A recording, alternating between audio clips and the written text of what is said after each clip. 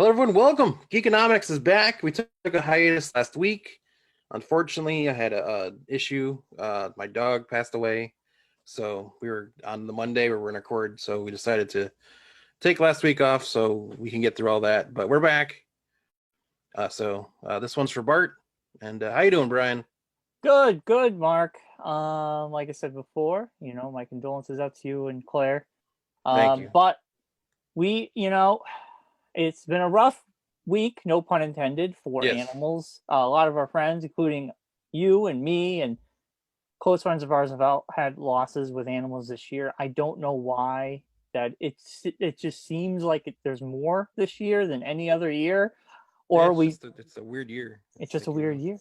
But we have two episodes of Mandalorian to talk about. We're going to have Matt Ryan on in the second half of the show to talk about Small Business Saturday.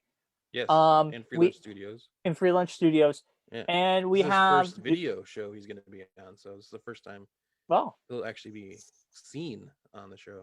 Yeah, he was on the last show we did at the very end there. Yes, yeah. I got a couple thing in news bits. And like we always start off, what we've been up to the last 2 weeks. Real quickly, I finished season 2 of The Boys. Nice. So I also finished volume 4 of the graphic novel, and I have 2 more novels to go. I'll probably start volume 5 tonight. So season 2 of The Boys was fantastic. It is very interesting, the things they pulled from the graphic novel. Stormfront being gender swapped, but still being a Nazi. Yes. They made a reference to how the original Stormfront dies in the comic, which was really interesting because I thought that's where the direction was going to go, but it did not, because they have a whole subplot that does not exist. They have 2 subplots that do not exist in the comic. The whole Scientology thing, which I thought was very clever. Then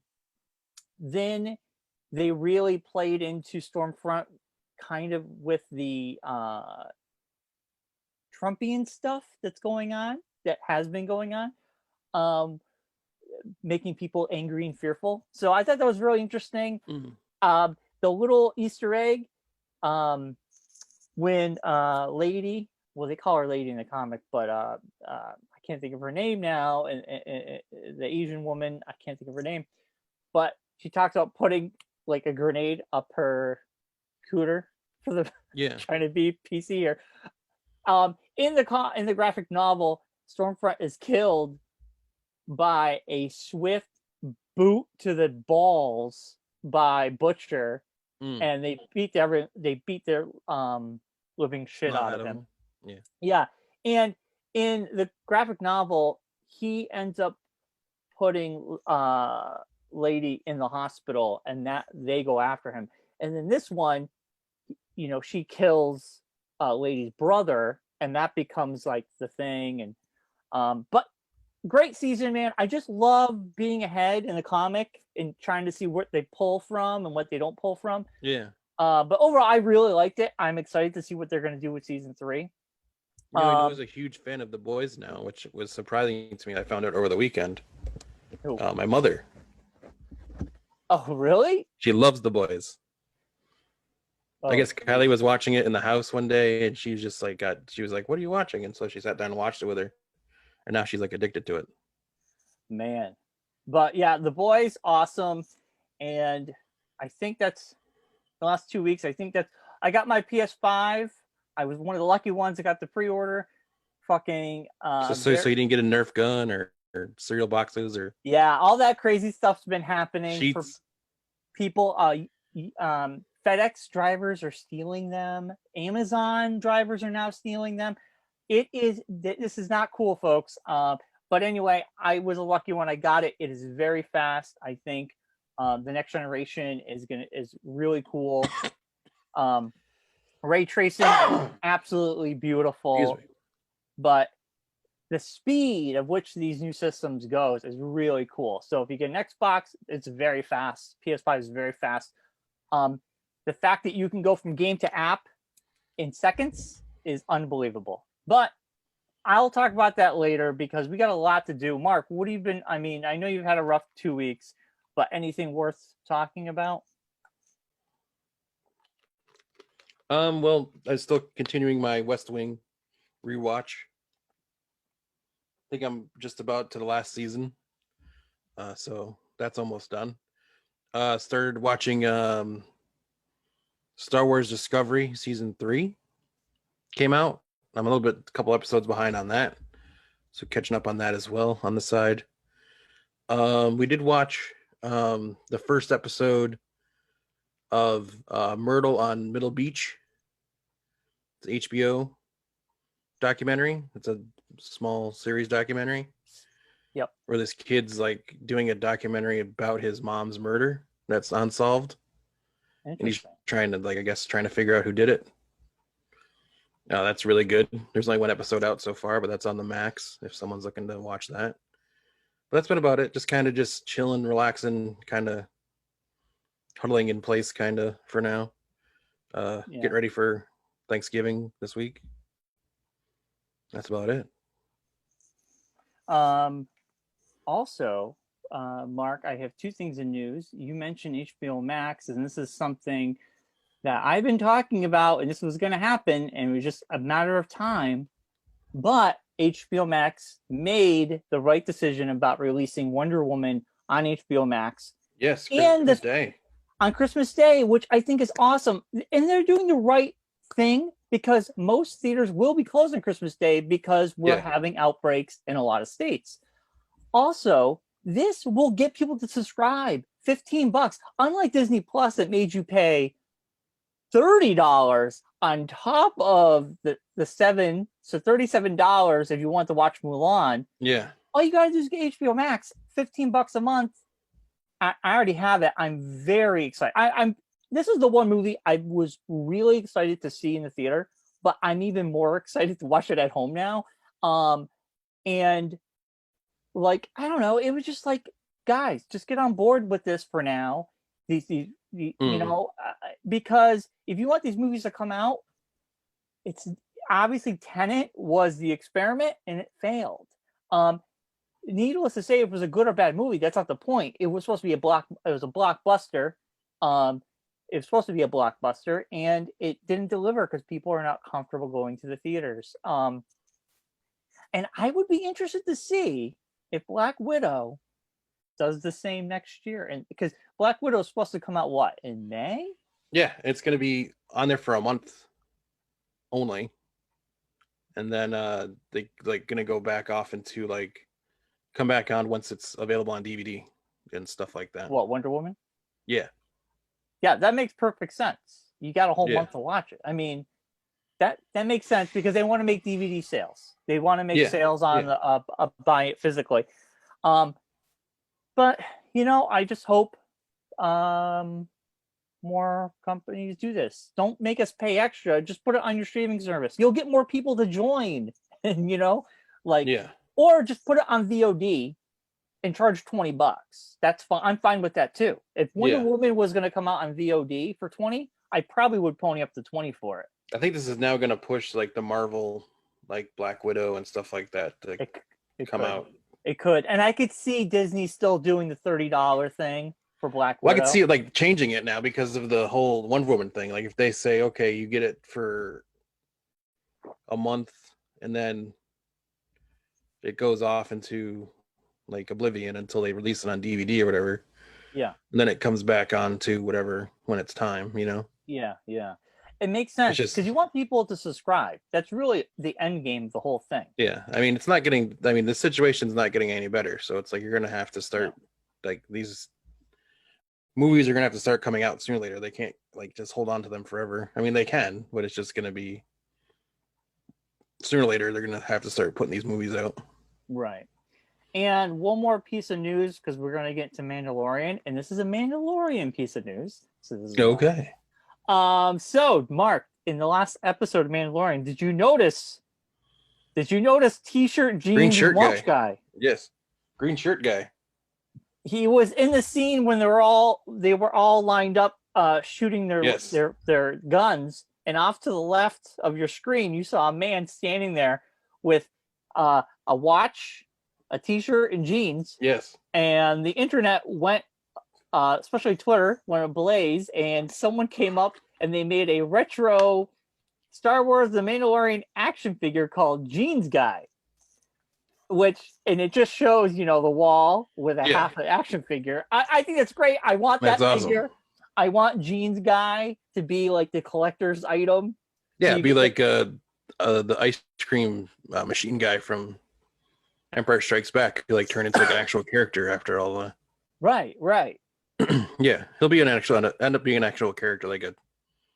They'll say he's like a weird smuggler or something that was, or some random thing. Yeah. So speaking of Mandalorian, Mark, we have 2 episodes to talk about before Matt Ryan comes on. God, we did 8 and 9, so 10 and 11, and 10 was another episode directed by Bryce Dallas Howard.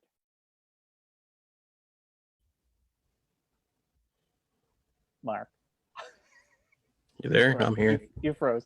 Bryce Dallas Howard, and it was a fantastic. The rain is messed.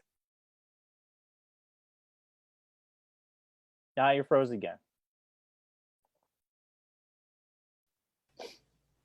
Now you're back. You're back. All right, hold on. Now you're froze. You clicked something and then you froze. Now you're back.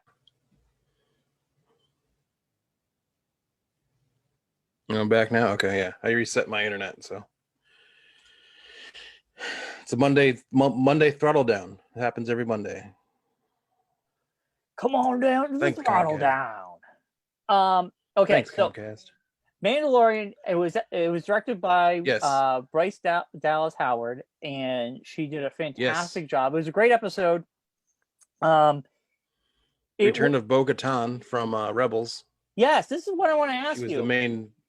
She was the main Mandalorian in the episode. We meet 3 Mandalorians that have taken a different path. That it's a little bit more different from what. It's the actual. It's the more the Mandalorian path that is the rest of the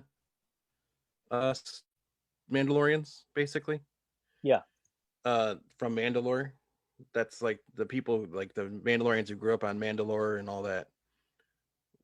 Aren't the always helmet on people, which was what I was kind of like when Mandalorian started coming out. I was like, well, this is a different Mandalorian than I'm used to. Right. Because Rebels, they all have their helmets off all the time. They always were like, they don't even have them on when they're flying or fighting or whatever. Besides that, they would take them off and actually have conversations. So Bo-Katan is actually the lady who was playing the character in the episode is actually the woman who voiced the character on Rebels. Wow. Now that's kind of cool. Yeah. It kind of makes me now like, oh my God, should I watch? That's what I said to Matt Ryan when I talked to him about it over the weekend. I was like, now Brian's gonna have to start getting in the Rebels now because there's a whole bunch of stuff that Brian needs to know now. Bo-Katan's involved, and they're gonna get Ahsoka next, and she was in Rebels, and there's a whole bunch of stuff with Ahsoka that happened that you don't know about. So there's a lot of stuff. Who's the showrunner again? Filoni. Damn you, Filoni! Filoni, who wrote and produced Clone Wars and Rebels. I know. I watched the whole doc. I know. Yeah. So how you got involved. But anyway, it makes sense for him to do it because now it's like, hey guys, you like the Mandalorian, you're gonna like the other stuff I did before this, which is Clone Wars and Rebels. I feel like a lot of people watch Clone Wars and Rebels. Yeah, you're the only weird one that hasn't watched the other one yet. I don't know. I see on Reddit.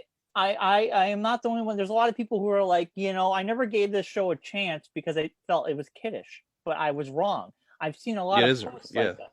Yeah. And that's my general feeling is I don't watch a lot of cartoons like that. I watch Family Guy or Bob's Burgers, or like adults, which aren't immature and kiddish at all. They're not for kids. Those shows. I know, but they're not like the most highbrow comedy either. I don't know. I laugh. I think it's hilarious. You don't think that you laugh at things that are highbrow. So there you go. I guess. But yeah. Yeah, I'll give it a shot. But anyway, that was a great episode. But there's really not much to say. I just wanted to talk more about those Mandalorians. But this episode that came out this past Friday, The Siege. The Siege, which was, I will say, the first action-packed episode that was wall-to-wall action. Yeah. And they find out that Moff Gideon is alive, which they didn't know. Which the audience, we knew, but they didn't know. There is some great chase scenes in this episode. I think there's a lot of great things. The one question I have who do you think put the tag device on Mando's ship? Because I think it was Horatio Sands' character there. The guy that was fixing the ship that called into the... Oh, in the very beginning? And he gave that ominous. Yeah, he was one of the look to mechanics the that like turned around, the little like amphibian looking guy. Yeah. Oh, you're right. I thought it was Horatio Sands' character because he really has no allegiance. No. It was because they first walk up, the guy like turns around as they're walking around. He like turns and looks at them as they walk away. Yeah, you're right. And I was like, oh, well, that guy's a traitor. I forgot all about that. It was very heavy-handed. I should have caught that right away. I wasn't. It was very heavy-handed. It was like, this is going to happen. This guy's going to turn on everybody and blow the whole stuff to kaflooey. The problem was I didn't get a chance to watch it this weekend, and I watched it this morning as I was working. So I was looking down and up. Yeah. So, and then when the action hit, my eyes were glued, and then I went back to work. But yeah, you're right. Okay, now I know. Yeah. But man, it was so good. It was so good to see what's her name and what's his name back. Yeah, Cara Dune and Carl Weathers. Yeah, Carl Weathers actually directed the episode. Oh, did he? Yeah. That's awesome. I love his gray goatee. Yes. It shows he's aged. Man, I'm such a huge Mandalorian fan. I'm calling what's her name and what's his name. Yeah, you have it all down. You're really in the... I'm horrible. There's so much going on. What are their characters' names? Because why can't I remember right now? Cara Dune is the trooper. See, we both don't know. And Carl Weathers' character's name is Gertrude Farquhar. I don't know. Did you just make that up? Top of my head. Gertrude Farquhar? I don't know. The name just popped in my head. I think it's from some show or something. We are horrible. I feel like there's too many things to learn. Like, it's hard to learn new things because there's just too much of it now. You're just like, who? The what? You're getting old when you do that. What's his face? He was in that movie. That guy that was in that thing. Yeah, he was in the boxing movie. You remember that boxing movie? That's because of my life right now. Everything is what's his name and what's her name and that movie. That's my whole life. I've turned into that person. You're looking this up. I am looking it up. And who are they? Me. Just go to IMDb. I am. So what's it saying? Grief Karga. Is Carl Weathers? Carl Weathers' character. I feel like his name was never been uttered. Maybe in the season. I think it was like mentioned once, but never like. Not like no one's like that Grief Karga guy is quite the character. And what about what's her face? Gina Carano is Cara Dune. Okay. Yeah. So Dune. I'll just say Dune. That's easy to remember. Yes. Is it Carla Dune? Cara Dune. Cara yes. Dune. Okay. She's cool. I mean, I like her character. It was so great to see the gang back together, having a little action. We got some stormtroopers. We got to see the Empire. Well, we got to see like a little behind the scenes with Moff there. We got to see the doctor from the first season that was working on the child. I know. And did you hear the one word that wasn't uttered, but only uttered by the first initial of that said word? P? M. M? The Metachlorians. Oh, the Metachlorians. Did you hear? He said the M count. Oh, they didn't say Metachlorians. Yeah. They just because no one wants to mention that word ever again. It's a stupid premise. And they really have doubled down in the movies saying that there's not, it's just, it's a thing. It's not, maybe there is something in your blood, but it's really, or maybe it's your essence. It's or okay. Here's two train of thoughts. Right. I'll Metachlorian. You have a scientific explanation, but then you have a more religious explanation where the Jedi, they could potentially have these metachlorian count levels, but they see it as more of a higher power, a you can't explain this, it's just something we have. Yes. Where you have people who study them. But it's weird that Qui-Gon, they knew about the metachlorian. So then you have someone who puts the two together. Yeah. It's a science fiction fantasy stuff. Just, we don't need an explanation. Just get rid of that. Nobody cares. But they just said the M word, which was interesting. I thought that was interesting. They kept it that way. You're ruining it. You ruin the whole mystery when you start getting into this metachlorian bullshit. Mm. I think anyway. It's my personal opinion. I just choose to ignore it. But it was great to see the kid puke on himself and steal a cookie from another kid. That was a lot of fun. His appetite is very, like, he just wants to eat everything. Well, he's growing. He's a growing boy. It did the first scene when he was working on the ship with the wires, which was very funny, but it was very reminiscent of Guardians of the Galaxy with the Groot, yeah, and Rocket telling him what to do. Yeah, it just reminded me of that a lot. I mean, it doesn't help that they're owned both by Disney, but you gotta have a little bit of a thing every once in a while, a little levity to the situation. It was funny. I'm just saying it reminded me of that scene. But it was very enjoyable. Also, the episode chapter 9, the big spiders. Yes. There was a thing about that. That was actually artwork they took from Empire. That stuff was supposed to be in Empire, but never made it. And it was actually, like, a lot of these creatures were old creatures used in the original trilogy, which I thought was really cool. And they showed the artwork. Here comes Matt Ryan. Is exactly the same. Matt Ryan's here. Yeah, he's coming in. He's sideways. There he is. He's sideways. Turn your camera, sir. There you are. We can see your face now. Oh no, there it is. There you go. There you go. Hey buddy. For whatever reason, on this device, when I got the link, it wouldn't open up Zoom, so I had to get the actual information. Look at all that stuff, Brian. Holy smokes! That's only a quarter of the room, by the way. Jeez. Brian has a lot of stuff. I know, I do. This is my Some call it stuff. Cave. His wife calls it junk. So, very familiar with that.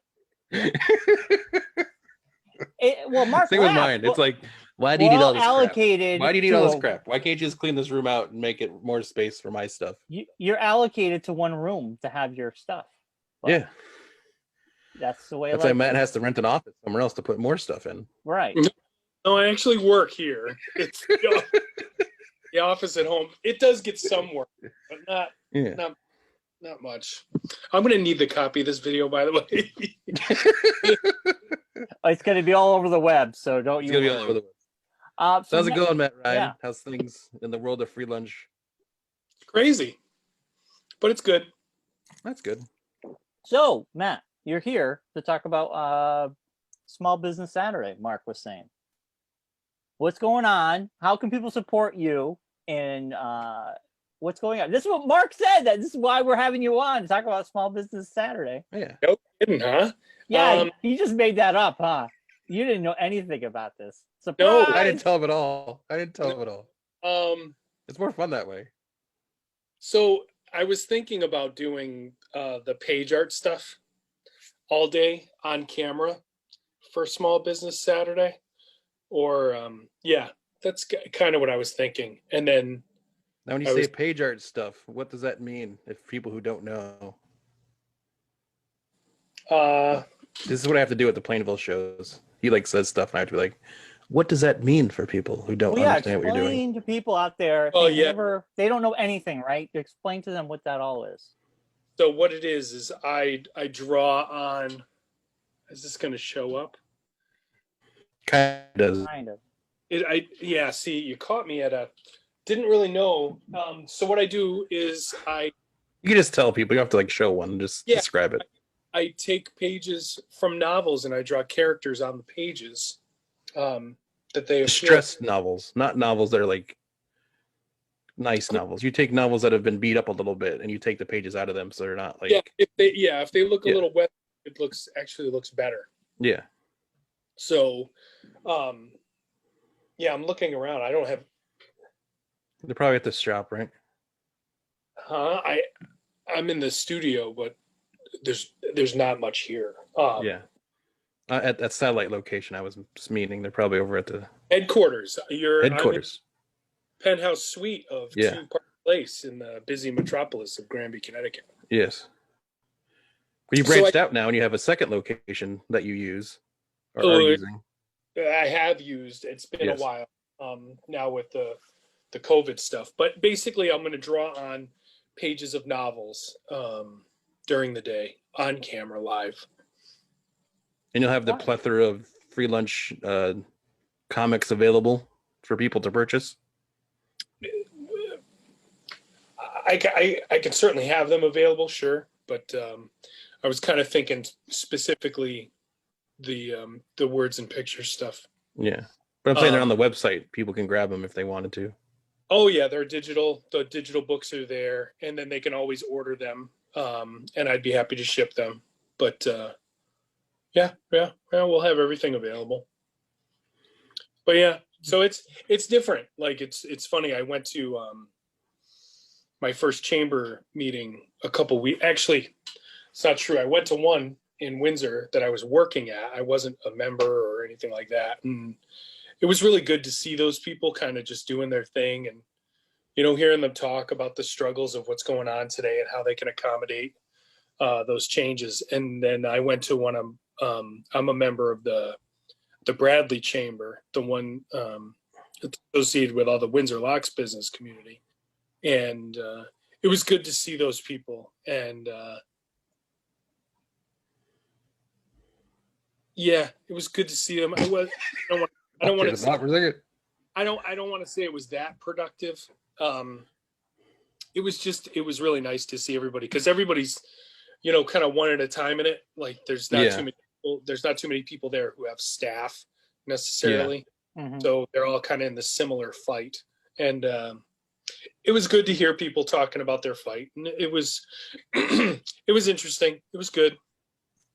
Now, with the whole COVID situation, you've moved more to a virtual existence. How is what do you have going on virtually that people can get themselves involved in? So the Monday Night Jam, I just went through a massive change, and thanks to you, Mark, you called me that night. I had to have kind of to talk him off the ledge, kind of. Yeah. What? Yeah, I freaked out a little bit. So, he was like posting something on Facebook, and I'm like, "Oh man, I gotta call Matt." Yeah. Oh, when Matt does cryptic posts on Facebook, something. Yeah, something's going on, so you gotta call him. See what's going on. Contemplating killing off the jam. Yeah. And I've been running the jam since 2009. Wow.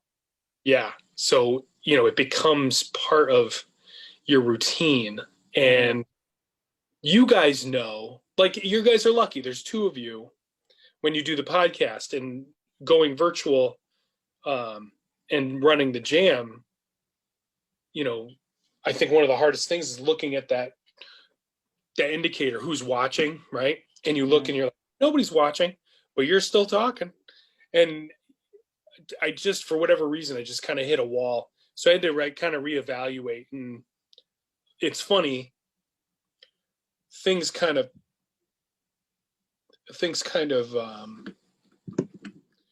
I guess got more aggressive when it came to the situation, with the quarantines and what have you. Yeah. And that happened to me twice. The first time it was with the D&D group. Yeah. And it's tough. Like I want to be there for people and I want people to have a good time. And then I go by the temperature of what I hear and the customer feedback, and then I make my call, right? And Mark, you know this, you're part of that D&D group, where I was like, yeah, I don't think we're going to do it again for a while. And then within a day, the restrictions jumped up a little bit. Yeah. And then for the jam, the same thing happened. And I was like, man, and I had this thought, like, I have to keep doing this. I just have to reevaluate how I'm doing it and what I'm going to do. Mm-hmm. So my plan is to give you guys like a half-hour packaged show and just call it the Jam, and have you guys put it on local access. I'll air it. I'll gladly air it in Long Meadow. I knew you would. You've already told me you would. So I appreciate it. So, and it would be so appropriate because the Hideout. I'll have to see if I have time on my schedule to air it, though. Yeah, I know yours has been. I don't know anything about that. I don't know anything about that scheduling thing. Mark's got tough. He's got to rerun Polka Time. That's right. I got Polka Time. They got to air the Polka Time for the 9th time. I figured I'd be able to bump you with just by knowing you'd be able to bump somebody off. I'll get you. Don't worry about it. Yeah, well, there's always time. But that's a great idea, Matt. I mean, if you create something on your during the week and you post it every Monday at 8:00, whatever time jam time would be, and you post it on your YouTube, Facebook page, you can create like a premiere atmosphere. You can set it to premiere, and people it'll be like, oh, I got to watch this at 8:00 or something. And you can actually chat with everybody watching with you. And maybe they're all watching it together at 7:00 or whatever time you pick, and make it into like a thing, an event. Make it into a big event. Yeah, and I want to make it more so. Like when people came to the Jam, they came for the environment, they came for the access, and they came, for each other. And they can't get that right now. Right. So I evaluate what that was going to be. So now doing a show and having an art challenge that we can do together, and I'm going to feature their artwork during the show, and that they do live with me. Yeah. And then we'll do another topic that fills the latter half, and Dwight the Shark will be there, and he'd be able to see him in the background, hanging out. He's in his tank. Hopefully, he's good. Yeah. If he stops moving, he passes out. So yeah. But he'll be a key component. And Mark, I was going to actually send you. I built in a couple of teasers for segments on the show. So, and I've got a friend who's actually building a theme song for me. And once I get that done, and the nice thing is, I'll still record the Jam live for an hour and a half. And if I can pull a half an hour from that, then I'm in good shape, and I should be able to. Yeah. What I want you guys is, like, we had a conversation about D&D, which was really cool, but then names of stores came up. Is that all right for local access if I just say as a resource, hey, you can always get D&D stuff from, No. Is that no? You can't. It's called a call to action. You can't say. Can't promote anything. Come on down to Jimmy's Chicken Shack for chicken. You can say. Okay. All right. Yeah. This D&D segment is stuff from this D&D segment was provided by so and so. You can do underwriting. Yeah. Right. Okay. I just heard that term on the radio the other day. Yeah. Okay. So it's a way around promoting without promoting. It's all about, it's wording, like Mark just said, but also, you're not getting money. You're not, you shouldn't be receiving money to do the show, because then they want you to promote the show on the show, but you can't, So exactly. You say it's like Mark's saying, it's all about wording. You say today's segment was, these things were provided by. Or special thanks to Battle Standard for providing at the very end. You could do special information or giving us stuff for the use. Okay. So, and that's really all I need to do, because then, we were talking about these different ideas and what people were doing, to play D&D and allow the, their gaming to continue. And there was a time where I was struggling to pull somebody on the call, and I did a shout out to the Hideout. I did a shout out to Battle Standard. I did a shout out to there was a third place. Matt's Sports Cards and Collectibles. No, Oh, maybe that was just me trying to get them in there. no, not for D&D, but It's very small in there. To do D&D. yeah, but yeah. So I'm excited. So that kind of inspired me to retool, what I was doing, and I thought that would be good. And if I gave it to you guys, and there's a woman in Windsor who I just recently met. I've got her card right there. Jen, is it still Jen? Yeah. No. Is it Jen? Yeah, Okay. Jen's still there. Yep. And then I would try to find out anybody else. I could give it to probably my local, maybe. I don't know how that works. But GCTV, they'll take care of it. Who will? The Granbury Community Television. They'll do it. They'll put it up. Yeah, Mark Bombard's the guy you want to talk to. Who? Mark Bombard. Does he live here in town or no? Yes, he runs the channel. Okay. Mark same spelling as yours or no? I don't remember if it's a K or a C. This is riveting podcast stuff. Yes. I'm sorry. We can save this for This is after what we the always do. show. This is what happens. It breaks down to us just trying to make But going things back happen. going back to your original question, so the Wednesday Night Comic and Manga Club, we meet virtually every Wednesday from 6 until 7, and that's been great. Like, so it used to meet tangibly, and then when the quarantine hit, we had to shut down, and it was good. It's had a fluctuating membership of probably between 6 or 8 people, but then recently it's taken a really good turn where the members are actually doing really cool things for each other, like really, really helpful critiques and really, really helpful idea submissions. And then I had one member send an actual comic to another member as a reference or a resource guide for the comic that they were working on. Right. And this is Yeah. really what the group is about, and it made me very, very happy.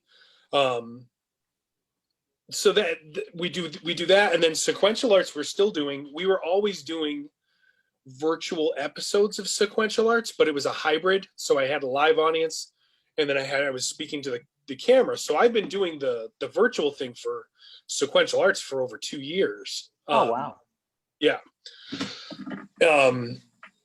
So that's still going. We're currently talking about environments and backgrounds and perspective and stuff, and people have access to that directly through, both of those groups. They have access through freelunchcomics.com or freelunchstudios.com. I just had to switch drawing and painting for teens over to virtual again.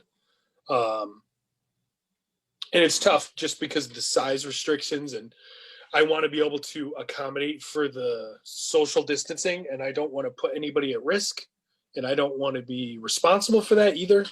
Yeah. And in there, actually the thread, it's kind of going through the Wednesday Night Club and through the sequential arts, but it's really a core task right now. We're doing mini comics for the military, and everybody's doing a little mini comic. We're going to end up sending them overseas to the troops, which I'm nice. pretty stoked about. And we'll put them up digitally too. We'll figure out if I can figure out how to get the kids to put theirs up, but or maybe I can have them scan them and send them to me, and I can put them together into a little anthology. But yeah, that's something I've been wanting to do for a long time, and I didn't want to do it in October during the 24-hour comic challenge. So yeah, I figured November would be a good month for the minis for the military, and then for December we've got the Hyborian holiday, which That's I'm going awesome. to. Very cool. Yeah, We'll move down there. Stuff almost every single day, and then as the quarantine continues to amp up, I'm probably going to bring back the backer board blitz again on Tuesday afternoons. And all the links, everything's at freelunchcomics.com. Yeah. And on the That's Facebook page. Yeah, I mean, hopefully people watching this, because we've been getting a decent amount of views on Facebook, that the people who want to do let their creative side out or learn more will reach out to you by going to freelunch.com. I mean, it sucks because I remember the last show we did, Matt, last time I saw you and Mark in person was our February show. And that was in the East of the River comic book show at the end of February. And that was, it sucks, but that was like the biggest show. The place was mobbed. They had a line outside. And Oh, you're people, talking about Enfield, right? the East of the River. And, it finally hit its stride. I mean, that was a very well attended show. And Scott was like, I'm going to expand. I'm going to get the basement. And we're going to and then this all happened. So it just sucks because there would always be a line at your booth of people. And people are just so interested about your artwork and how they can, learn more about creating themselves, so virtually is the way to go. You just had a new book come out recently, correct? Oh yeah, from Alterna. They published my first chapter. You're sitting on the background there. You can see her in the background. Yeah, Brenda's back there. Brenda. Yeah. So tell us more about this book. Yeah, about the last week in September, I believe. It was I think it's issue 13 of, it came out on a Wednesday. The first Brenda appearance at Alterna came out.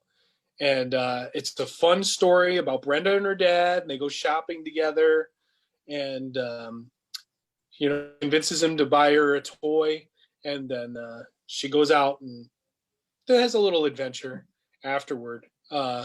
It's fun. It's I actually just saw one of my friends, Aaron. He actually got his stack. He got his before me. But he was really stoked to have it, and that was a really cool thing to see. I got more coming, man. So for that 24-hour comic challenge, I finished like a 60-page story in pencil in one night. That's awesome. You're nuts.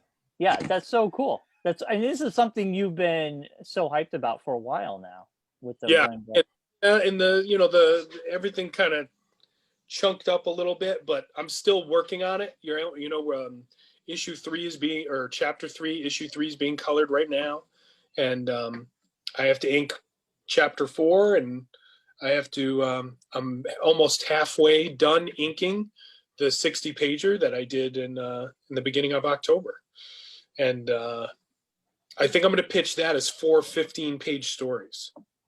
Nice. And each one has its own little adventure leading to a big main event. So, but yeah, it's been fun. And have you guys noticed an uptick in listenership or viewership?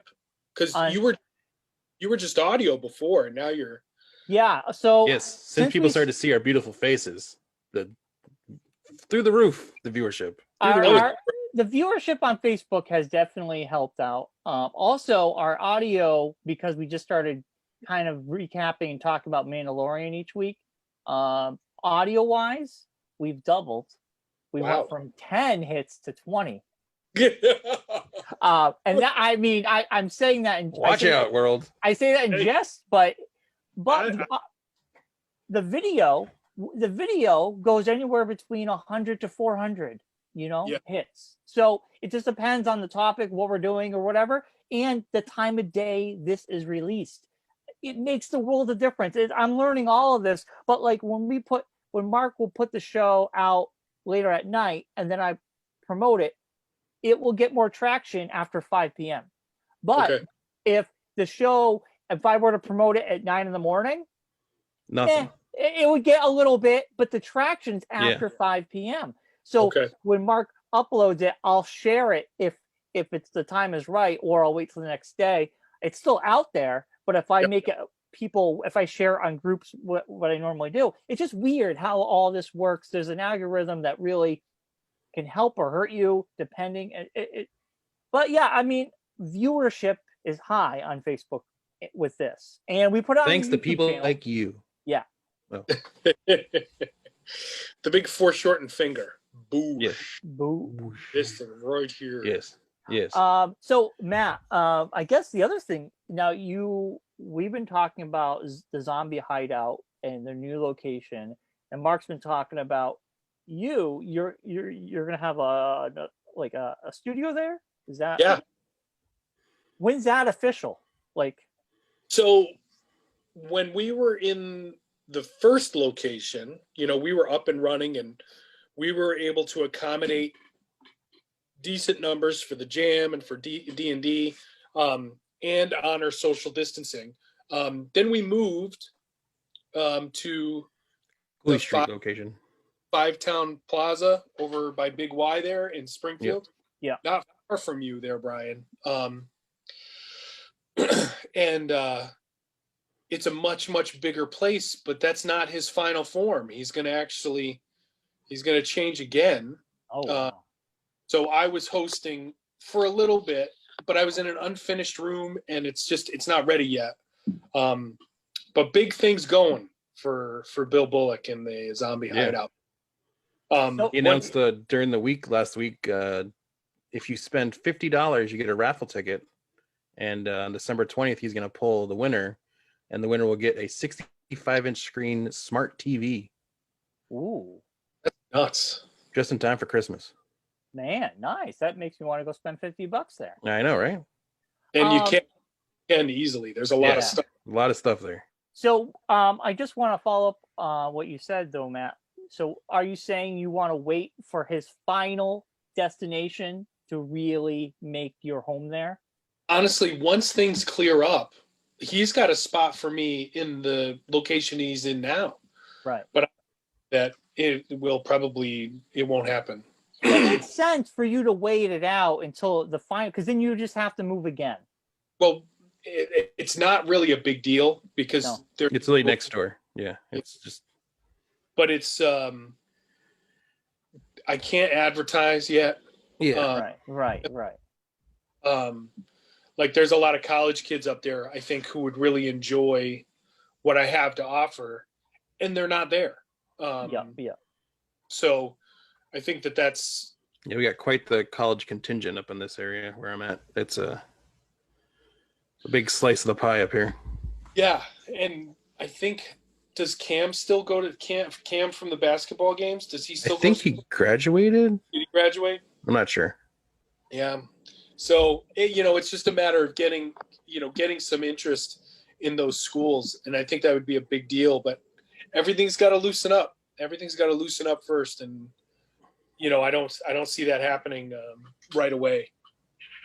Yeah, I hear you. But it's cool to get the word out of what you're doing virtually and what is happening. Bill's been a great resource for that. So when I recorded last week's show, he shared it. House of Books and Games in Windsor. That's who the other. Oh, that's the other one. Okay, I couldn't remember it either. So they shared it. I don't know if the Battle Standard shared it or not. But yeah, I ended up getting a decent amount of views because of that. And like I said, I'm streamlining that stuff down. But yeah, it's the virtual life for me. You can see my little weird camera rig set up behind me. Nice. Yep. And basically I'll project, or I'll teach on that whiteboard now. And I just lectured Bolton High School last week. And there's a town that's trying to get something going, but they're hard to nail down. For whatever reason, they think they need to have 6 people on the call. Yeah, you only need 1. Yeah. You're going to try to make room for 6 people. It's not going to work. Right. What's great about this whole thing is I remember back in the day us telling you how to do all this and you're like, yeah, I just gotta have time. And now it's making people who otherwise wanted to do something but just didn't have the time nor the know-how. Now you're forced to learn, but I think you're learning skills that now will benefit you even when this is all done. It's true. And it just means more phone calls to me. That's all it means. Yeah. But still. True. But it makes Matt more educated and more self-efficient at doing such a thing. Because before it was like, Mark, can you come down with your camera and volunteer? Now he can literally do it. I still prefer that though. Yeah, I know. But it's more fun to see. The hard part is I enjoy aspects of it. but it's tough. And when you're talking to a puppet, I guess my brain's not wired that way. Right. My It also helps to business, have a professional that knows what they're doing do it for you, as opposed to you trying to figure it out well, sure, your because own. you have the professional doing Because what I they're like my job and want to keep it, Brian, unlike you, who just gives everyone to do whatever they want. Well, it's Well, public access. I mean, public access is about teaching people to have these Yes, skills. I know. I'm joking, Brian. Calm down. That's what public access is all about. Yeah. But I'm just saying you're in a situation now that you're kind of forced to learn these skills. And I'm Yep. not saying you're going to be this Spielberg over here, but I mean, it really like helps people hone in on these aspects that they wanted to, but otherwise never had a chance to. That's Sure. all I'm saying. And I think obviously it would look better if you had maybe 2 cameras and you had someone else there kind of dealing with the technical aspects. Totally. But I'm just saying now we get the Matt Ryan doing the things that we were saying, hey, you should do this years ago. Yeah. I think that's really cool. It's come a long way from filming on his phone. the interesting situation for me. You know, I would take what I do during the day and I would bring it to a school, I would bring it to a museum, or I would bring it to an art center or whatever. Yeah. And I would share my enthusiasm and my love for the medium with the masses. And I fed off of that energy. Like that did a lot. That does a lot for me. And the Monday Night Jam was a capsulated version of that.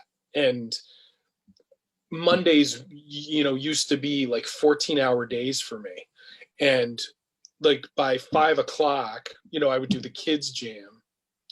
And by 6 o'clock, I was ready to die, you know? And, yeah. But then the adults, and it's nothing against the kids, but they're high energy, and I would let them explode because, you know, they live in conditions that don't allow them to explode anymore. So to have kids like go in and kind of go a little nuts and draw things that are silly. And then by 6 o'clock, like I said, I'd be like, okay. And then the adults would come in and they have that same thirst to create and share that I do when I'm ready and hungry and aggressive. They would bring me right back in the game. And it's tough because that ain't happening now. And I can't give that to my customers in a tangible sense. Like I can do it through the phone. But that actual contact, that I don't want that networking opportunity. Yeah. You know, you find out really quickly that that's 66% of my business. Yeah, right. And so it's different. So like when, you know, going back to the conversation last week, you know, and having the Monday Night Jam, and it's like, it's cyclical. Like there has to be like the ocean, you know, there's the overcurrent and the undercurrent, and the waves keep going and going. And like I have a very clear understanding of who I am and what I provide and what I'm good at. Mm-hmm.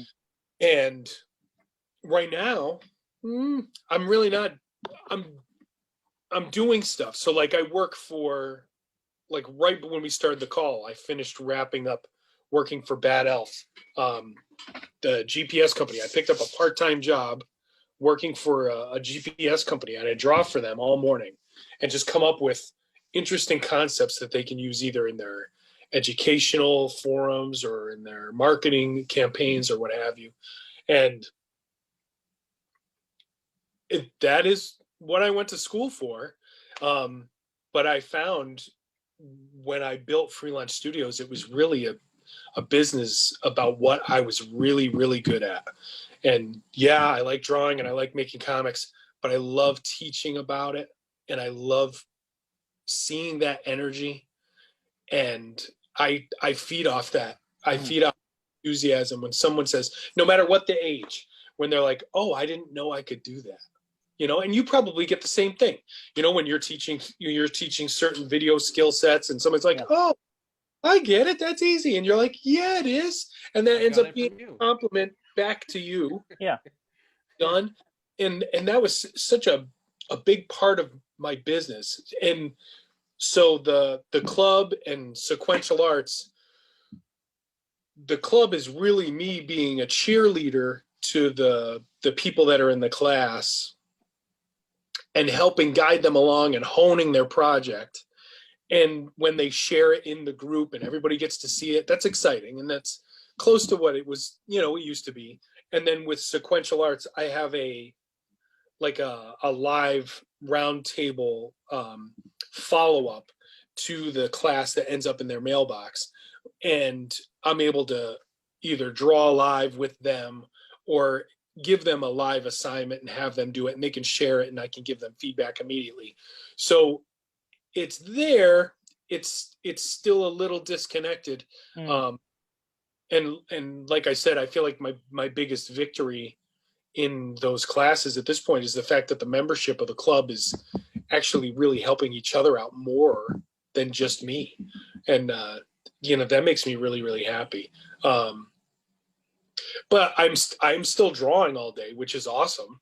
Now, besides the classes and everything, you still allowing or taking private classes if people wanted to oh yes, start right from the beginning, if don't want to like jump in halfway through kind of thing.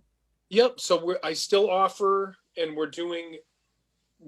I've got 2 people that I meet with on Thursdays. I have a young man that I work with on Fridays, and typically it's like an hour, and depending on their comfort level, we either go physical or virtual.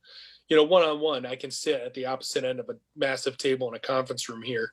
And nobody has to worry. We keep our masks on and whatnot. But if they want to go virtual, they're...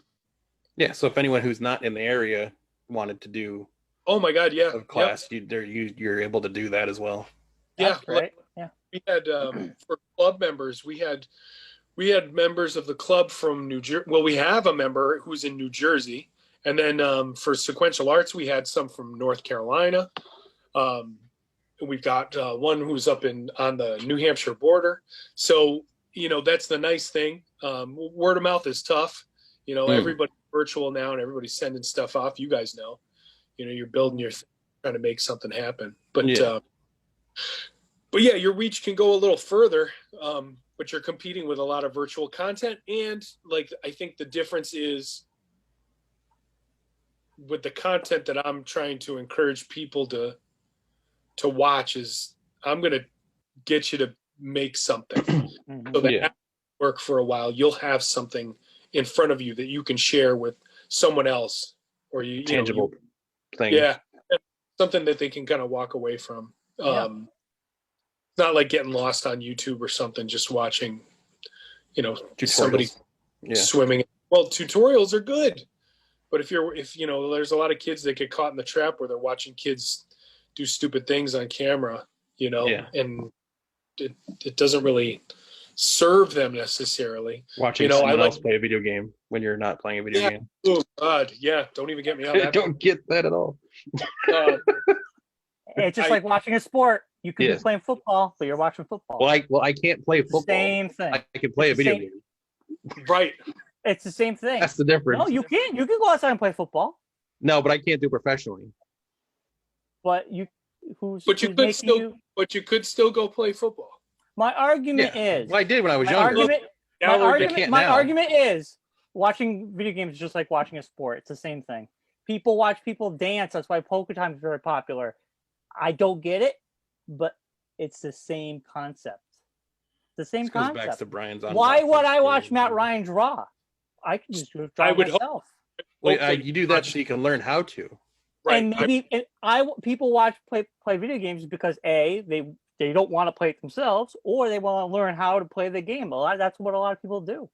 Like if I get stuck in a game, I will watch a clip just to get past that. That's different than I understand other kids do. It's the same concept. People watch pornography How about this? Go have sex. Go have real sex. But if you're single, you can't do that. It's different. No, it's You not. just find It's, some random person. You watching someone game is the same thing as someone playing football. I'm sorry, it's the same thing. You watch it because of enjoyment, and who are you to judge someone's enjoyment? That's my thing.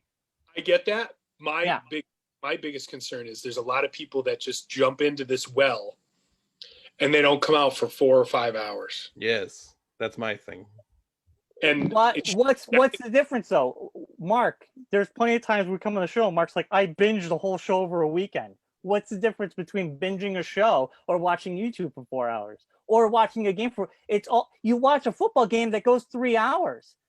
Who are we to judge, really? Because if you find entertainment in a 3-hour football game or a 3-hour video game or watching, I was like participating in the playing of the video game. It's different. That's the one. But you can go play baseball and any of those sports outside. You can. You can. You really can. Go slap on some skates and go play hockey or go play ultimate frisbee. Why do be? I think what I'm trying to say is it's all entertainment for someone. And I'm just saying I don't judge anyone. If people want to watch someone play a video game, I can't judge them because I could be like, I could watch binge watch a 4-hour show, right? I mean, Mark, you watch like a whole show over a weekend, 16 hours. Why are you putting me in this thing? I'm not saying I'm judging them. I'm just saying it's the same thing. If you're going to sit in your ass for 4 hours, who gives a shit what you're watching? As long as you're not hurting anyone. So here's my stance on that. As long as you have the ability or the drive to get up and do something alongside sitting and watching, that's my biggest fear. Like kids, well, even some adults, and you've seen it, we don't necessarily have a governor that allows us to create either a restraint or something that can kind of dictate, hey, I've had enough of this thing. Yeah. Especially a young person. A young person doesn't have the discipline necessarily. But then I keep toggling back to the adults that I see out and walking around as zombies. The adults are just Candy as bad. Crush or some random I mean, we are all in this age where everything is being spoon-fed through the screen here. Yeah. I think that there's something to be said for moderation. Oh, totally. I don't preferably after you watch our show. Huh? Preferably after the show's over, you can start moderating yourselves. Like here, we're talking for like an hour, right? Yeah. It's not necessarily a big deal. Like, the front end of this conversation I thought was pretty educational as far as it was. Sources that we had available to us and whatnot. And I'm motivated by that. But Brian, you're absolutely right. You can kill 4 hours watching a football game, and there are some people who will happily kill off 12 watching. Or 7, like I do every Sunday. Well, you're watching more than 7 because if you watch all 3 games.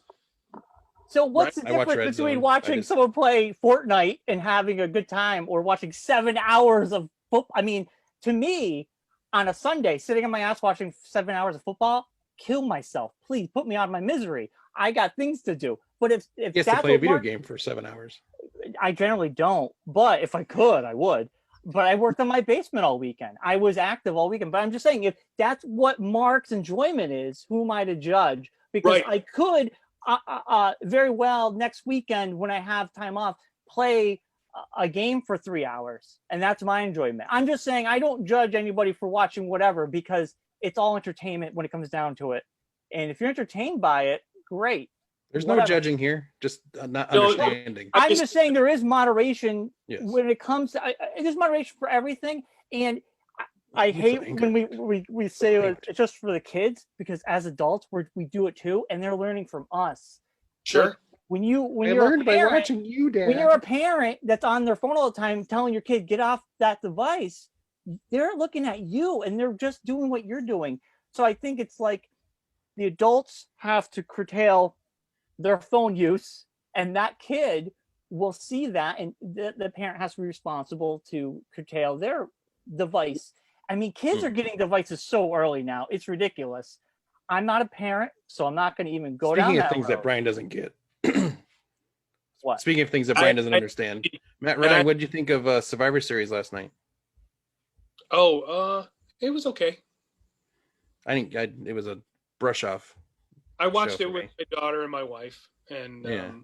they made it to the Undertaker thing, and then they tapped out. Didn't he retire, Undertaker? He did, finally, supposedly. Yep. He'll be back. I don't think so this time. I feel bad. Yeah, he bowed out without an audience, which I thought was really weird. But he could have bowed out before. He could have. He debuted at the Hartford Civic Center. That was the last day I watched wrestling for 20 years. Wow. Maybe less than 20, but the gobbledygooker messed you up that much. I was gonna say the gobbledygooker ruined it for you. You're like, that's it. I'm done. That pissed me off. Gobbledygooker thing is the end of it. I was so excited. Survivor Series was going to be in Hartford. I'm like, this is going to be great. And this clown comes stumbling out of the egg, and I'm like, I'm done. I'm done. Matt was jaded by the gobbledygooker. Yeah, and little what I know, like wrestling, we've become ridiculously huge. Well, I remember I was working at a corporate. I was in corporate America, and I remember I worked with 3,000 people in the same building. And I remember people like, "Oh, did you watch wrestling?" And I'm like, "What? You still watch wrestling?" That's my reaction to everybody watching wrestling now. I'm like, that shit is so old for me. But hey, I do not judge. It's entertaining to someone. So be it. I had to relearn that. So like all I could put in the frame of reference was that egg.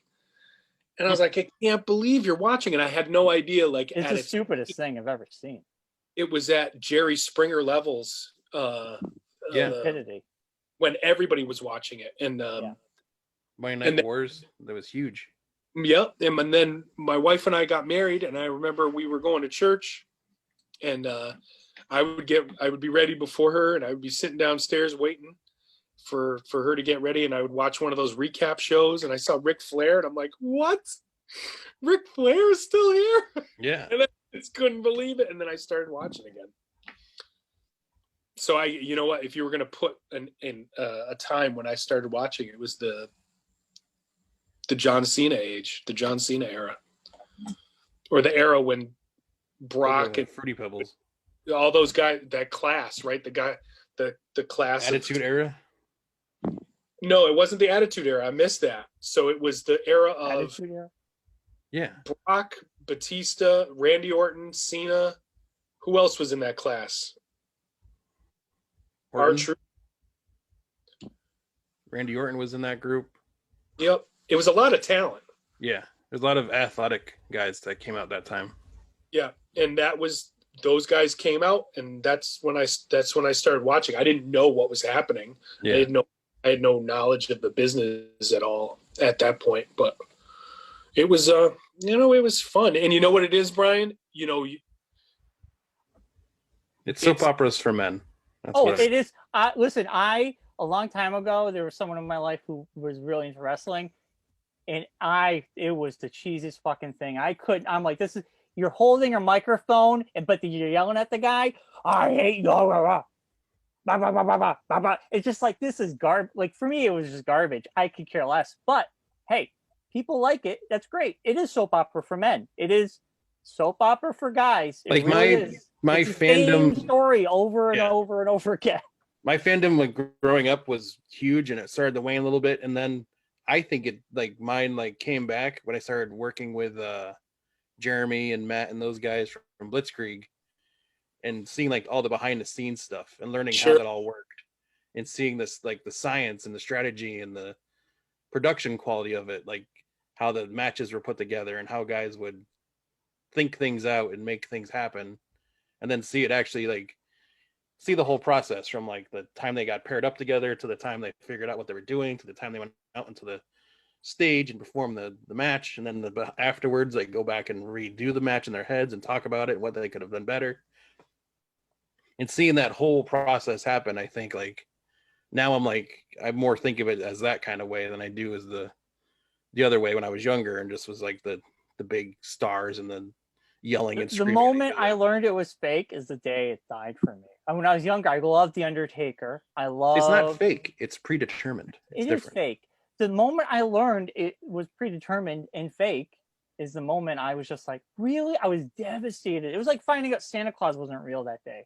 It was devastated me. I was so into it. I was like, I can't believe this happened. I'd tell my grandfather, but we watch all the WrestleManias. I'm like, oh my God, the Undertaker got put in a coffin. What's going to happen? And then someone told me, Brian, I was into Ultimate Warrior. Then there was all controversy. It was the two Ultimate Warriors, Hulk Hogan. Yeah. I mean, I loved it.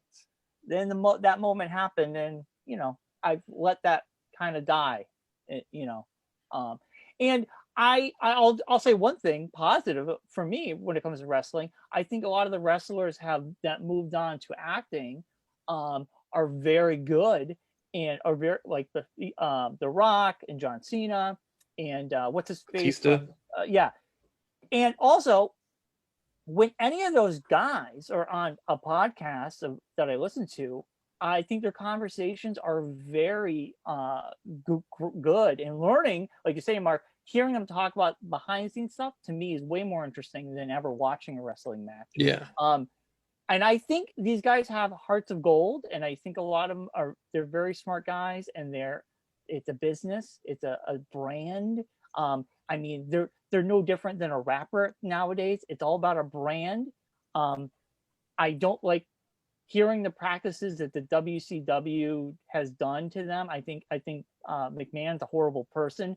I think he's a jackass because these people, WWE, that's okay. Whatever it's called now, I don't care. I think the McMahons are horrible people because they are freelancers and they do not get they're not being paid, and a lot of them have a lot of beefs with them. A lot of people do not, but from what I've heard from the ones that do, it's not the best business practices. They get away with murder when it comes to healthcare and everything for these guys, and they put their body through a lot.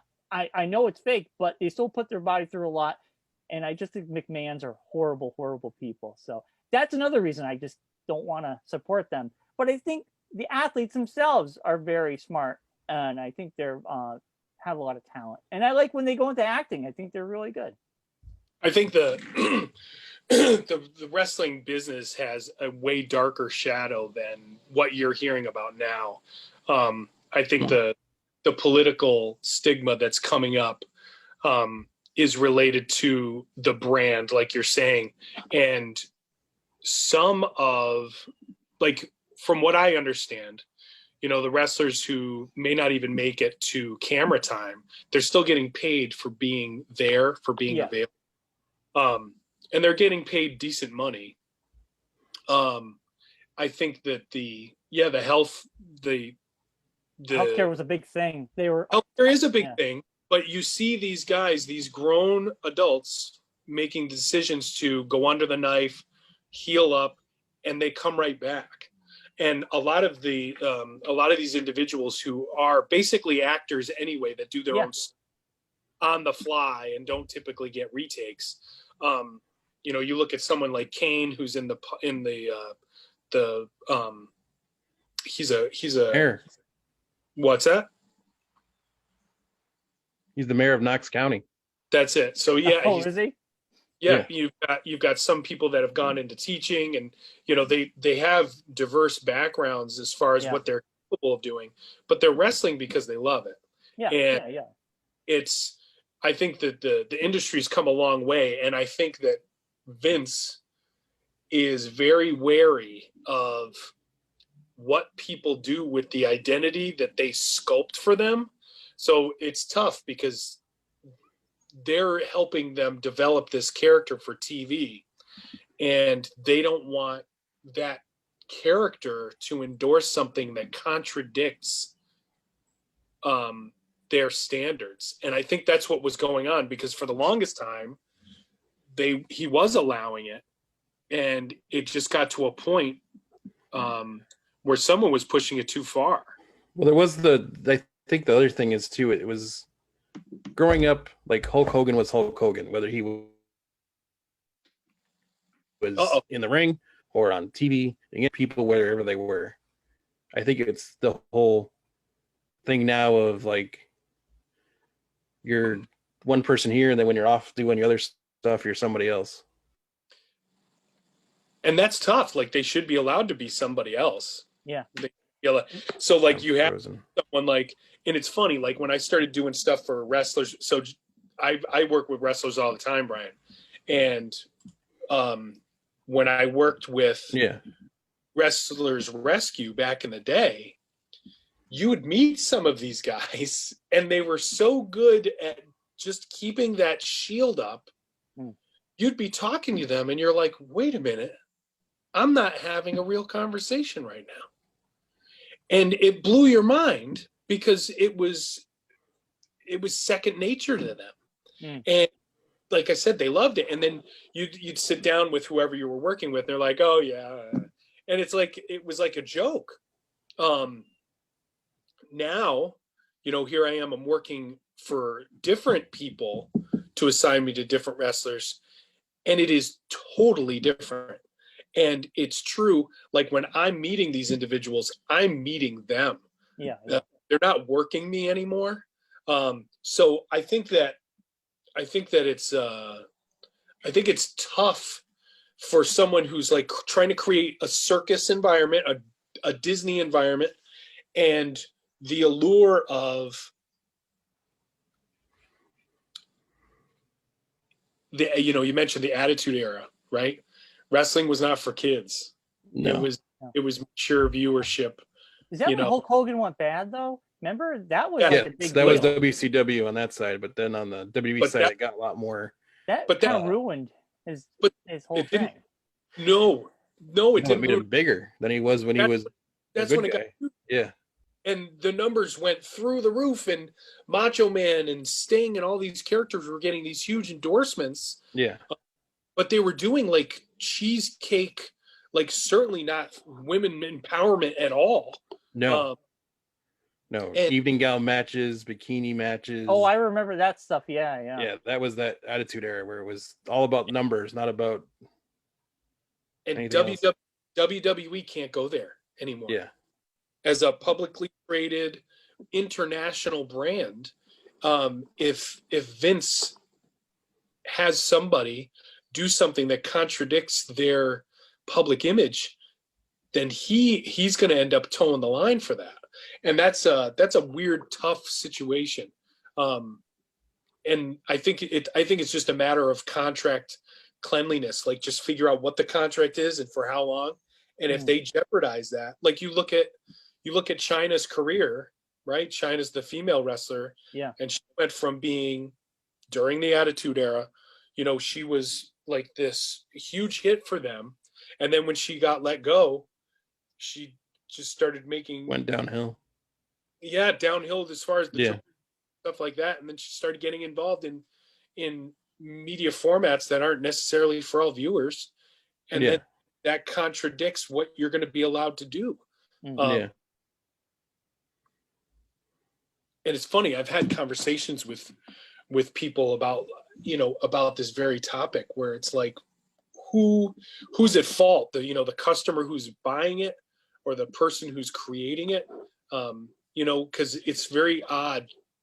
Like we live in a time where people like to point fingers and kind of say, oh, this person is a piece of garbage because they enjoy blah, blah, blah. And they're enjoying the same kind of garbage, or they're angry because someone's enjoying it, yet they're creating it. And it's this weird mishmash of hypocrisy. And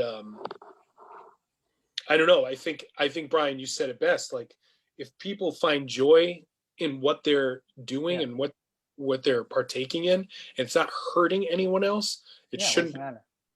But I think that because WWE is not, it's a corporate entity. It's not a. Yeah, it's not a free society. They're all employees. It's international, so they're not employees. They're freelancers. So I think that's a lot of some conversation I heard was how they're not technically employed. But they're contracted talent. They're contracted, and that's where they get pissed. There was like a lot of back and forth. That's been forever. That's been a thing that's happened for a long time. It's not like I understand. I'm just regurgitating what I heard. I'm not going to even pretend I know anything beyond that. I know you just know what Andrew Yang has said to you. That's all. But they have contract. He's a wrestler.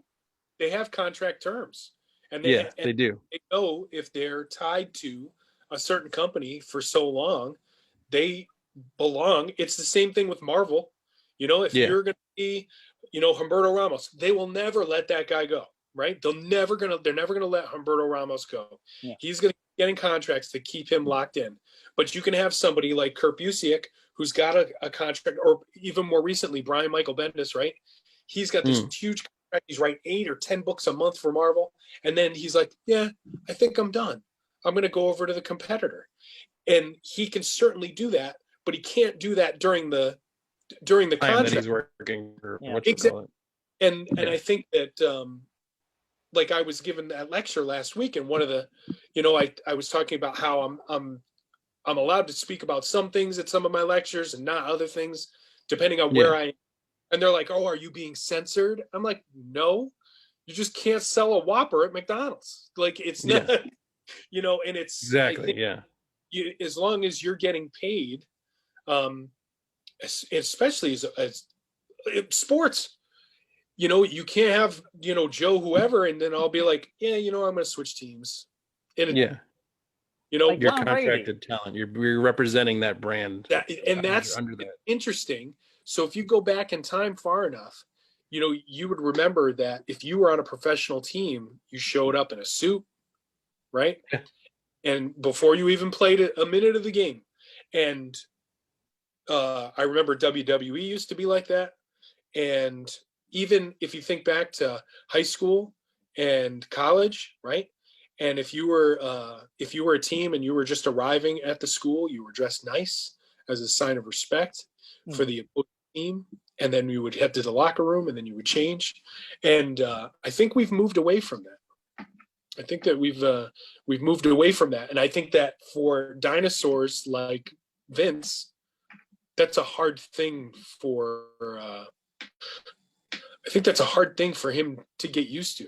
And I think as long as it's an international company, he will continue to struggle with that, because he's trying to use a shotgun concept, a shotgun target on something where the countries that watch and that are entertained are thinking that it's a marksman shot.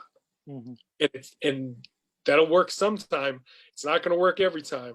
It'll never. Right. It's, I guess you call it playing it safe. But if you talk to a lot of these wrestlers, I think they get pissed off after the fact.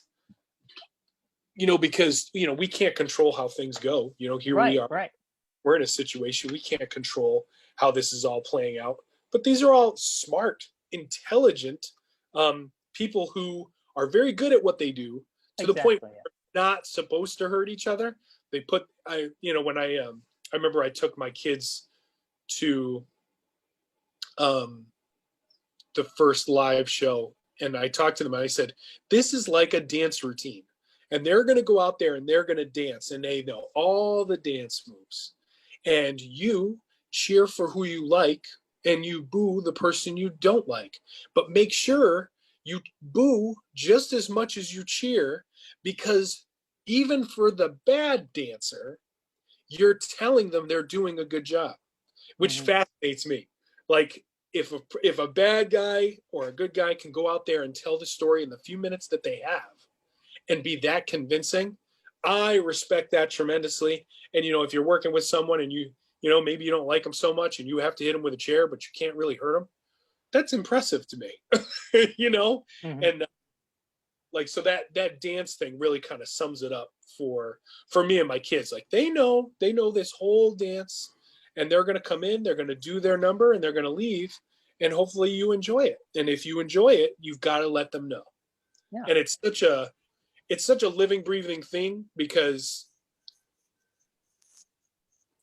when the audience is in it, the performers do better. Like it's harder for some of these guys to perform to like an empty room. To go right back to what you're saying, it's like the ocean, undercurrent and overcurrent. You have to feed off of each other. Yeah. People feed better off of it's like you were saying earlier, Matt, about doing your stuff by yourself without having the audience. It's the same kind of thing. It's like having to learn to adapt to a new way of doing things, which everyone's having to do right now. Yeah, but Oh, I was going to gonna say, how about Sasha Banks and the Mandalorian? Yes, we just talked about that before you came on, Mandalorian, and how great the season's been. That show was so fun. I know. Well, we should wrap it up in like less than 10 minutes. We've been going an hour and a half now. Yes, yeah, we're way over our usual. Sorry. That's okay. It's always when you come on, we get into deep conversations. Yeah, it was great to have you on, man. We'd love to have you on more. So. Well, anytime I'm here. Well, it was great just to hear everything that you're doing and talk about wrestling. Even though I don't care about it, it was still a fascinating thing to hear. And I mean, like I said, I think hearing them talk about their experiences and stuff they have to go through, to me, is just more fascinating personally. But you know what? If you want to watch 4 hours of wrestling, go at it, man. Have at it. In my opinion, I'd like to have you come back on and talk about your thoughts on how this all has affected the comic industry. Oh. I know that's let's save that for the next time you're on. No, that's what I'm saying. I'd like to have you come back on and talk about that and how the crazy thing is it changes so much from month to month. Yeah. Yeah, I mean, yeah. Let's stop. Let's put a pin in that because I was just saying for next time. You're right, Mark. You're right. Yeah. So, Brian, when the quarantine is over, you're gonna have to come over and watch wrestling at our house because it's a little different. It's an event. It is. Like it's too bad. Like it'd be nice if this is somewhat better in January. If you could be at Matt's house for a Royal Rumble. It's not going to be better in January. But I'm saying that's the show of shows for Matt's house. That's like an experience. That's like I've watched Royal Rumbles by myself and with my friends for years, but watching it with Matt's kids and seeing his daughter's reaction to people coming out at Royal Rumbles, it's quite the fun. I have to imagine watching anything with your kid makes it even better. Like I could watch a Mandalorian and enjoy it, but if I had a little one to show and experience it through their eyes, you rejuvenate yourself almost through them. And I have to imagine, like, if you didn't have kids and you watch wrestling, but if you have the kids, that makes it more exciting because kids love wrestling. You know, I liked wrestling when I was a kid, so I get that. The experience is probably 10 times better because of your children. We turn the big wrestling events into role play games. Yes, where you're basically picking players and trying to figure out which way, and we're keeping score. So, Mark, I think when you came by, wasn't Chris and Shay part of it too? Yeah, we had the sheets out and we were bingo, like wrestling bingo almost. It really is. It's like almost like a choose your pick your winners kind of thing, and then it makes the matches more intense because you're like competing against your friends, like, albeit Matt's youngest daughter is like the expert on everything and knows like way more about wrestling than I've ever known, and she's there you go. The age I am. It's year by year though. She didn't have a good. The year before wasn't that good to her. No. I usually get terrible scores. Yeah. But it's fun. It's definitely a different kind of, and I miss that. So like I'm trying to think of if I could do a virtual version of that. Like if we did a Zoom call or a Facebook thing where everybody could put in their score sheets and everybody watch together. I'm trying to think of something for her. Could do that. That's her favorite one, the Royal Rumble. That's the ultimate. That's the best one of all year round. Oh yeah, Brian, to your point, like the Mandalorian has created a Friday sit down and watch the same show night for which is awesome. We go Mandalorian right into SmackDown.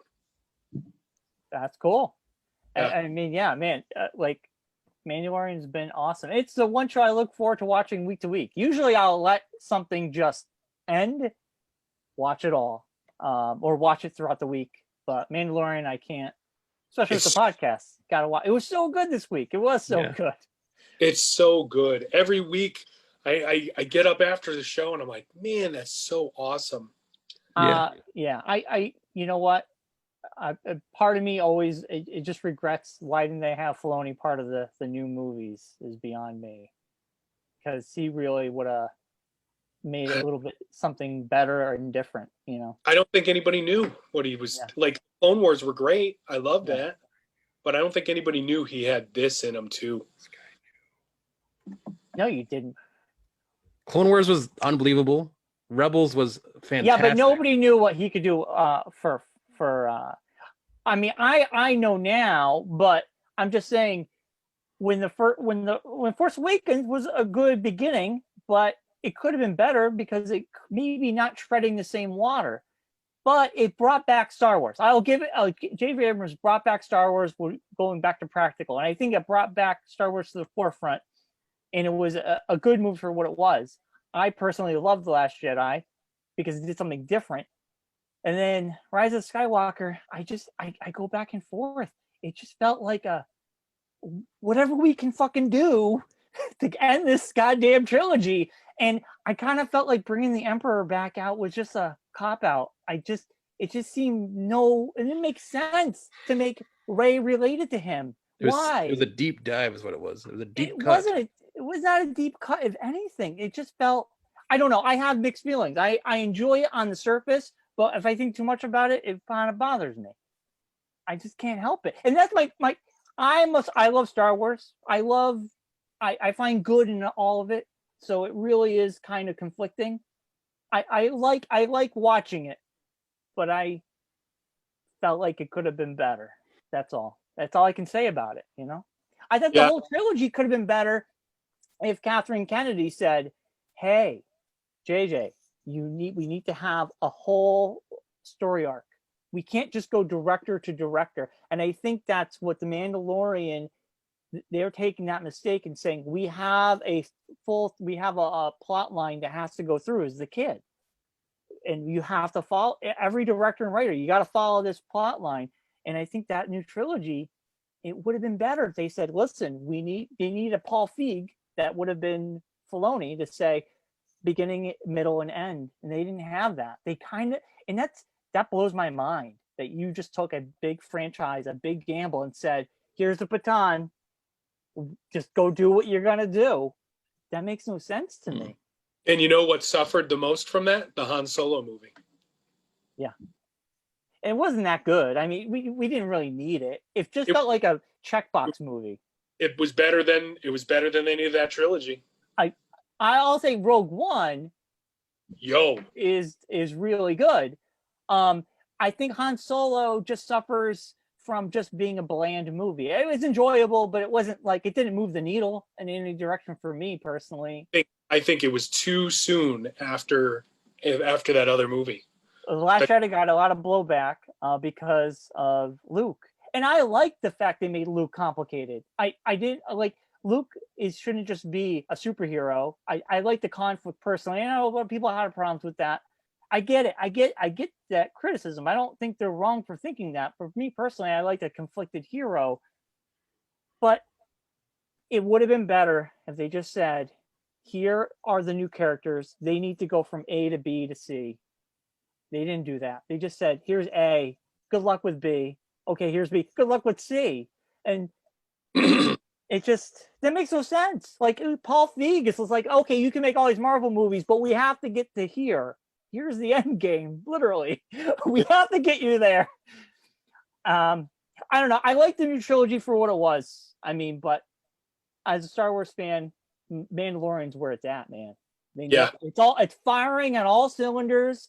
They know what they're doing. They're giving you what you want as a Star Wars fan, but they're giving you new stuff. They're not pandering to us. They're just like, there's love in there. And it shows, I think, with Favreau and all them. So. And it appeals to all audiences. It's not speaking visual. Yeah.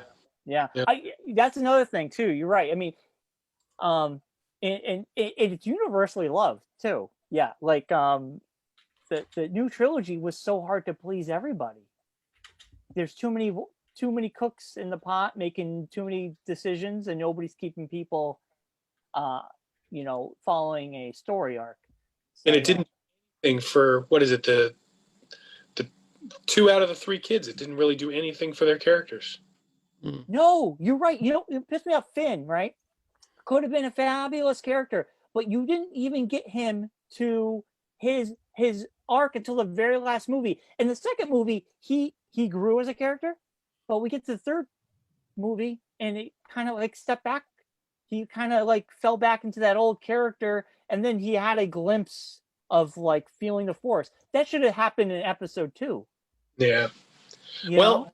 it was great. I look forward to 2019. I hope you guys have a happy. Yes.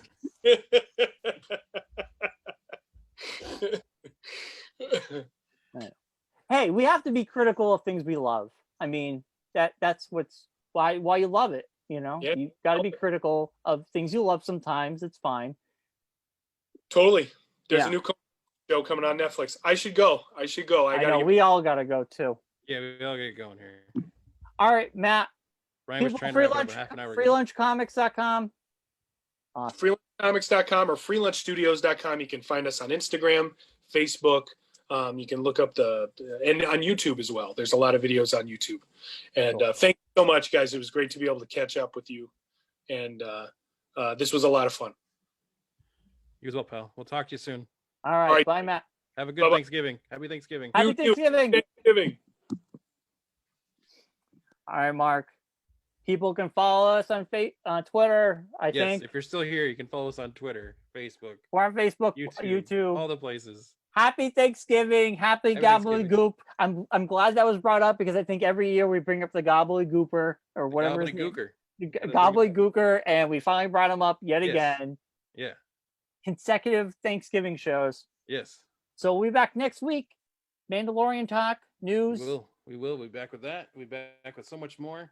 And it's getting close to the Christmas season, so we'll start bringing up some Christmas lists for you to talk about. So start thinking about your favorite Christmas movies, your favorite Christmas things, because we'll start talking about all that and more on the next Geekonomics. See you next time, everybody.